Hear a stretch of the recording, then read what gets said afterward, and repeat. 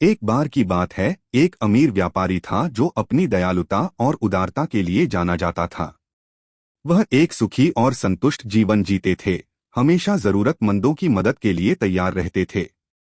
एक दिन व्यापारी यात्रा पर था जब उसकी मुलाकात ऐसे लोगों के एक समूह से हुई जो भूखे मर रहे थे और उन्हें भोजन की सख्त जरूरत थी।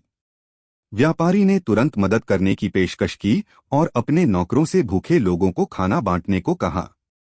नौकर जब खाना बांट रहे थे, तभी एक आदमी व्यापारी के पास पहुंचा और पैसे मांगे। व्यापारी ने बिना किसी हिचकिचाहट के उसे सिक्कों की एक थैली दी। वह आदमी बहुत खुश हुआ और उसने व्यापारी को धन्यवाद दिया, लेकिन जैसे ही वह चला गया, उसे एहसास हुआ कि उसे बहुत अधिक पैसे दिए गए हैं। वह व्यापारी के पास लौटा और उसे गलती के बारे में बताया। व्यापारी ने उत्तर दिया, मेरे मित्र, मैंने तुम्हें वह दिया है जिसकी तुम्हें आवश्यकता थी।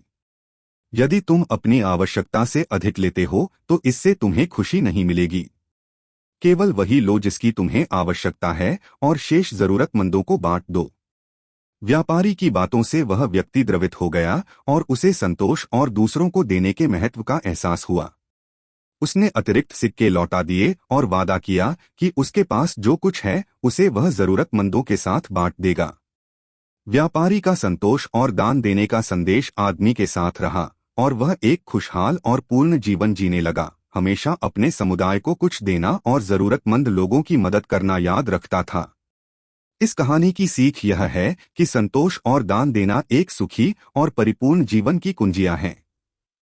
जब हम अपने पास जो है उससे संतुष्ट रहना सीखते हैं और अपना आशीर्वाद दूसरों के साथ साझा करते हैं, तो हम सच्ची खुशी पा सकते हैं और अपने आसपास की दुनिया पर सकारात्मक प्रभाव डाल सकते हैं।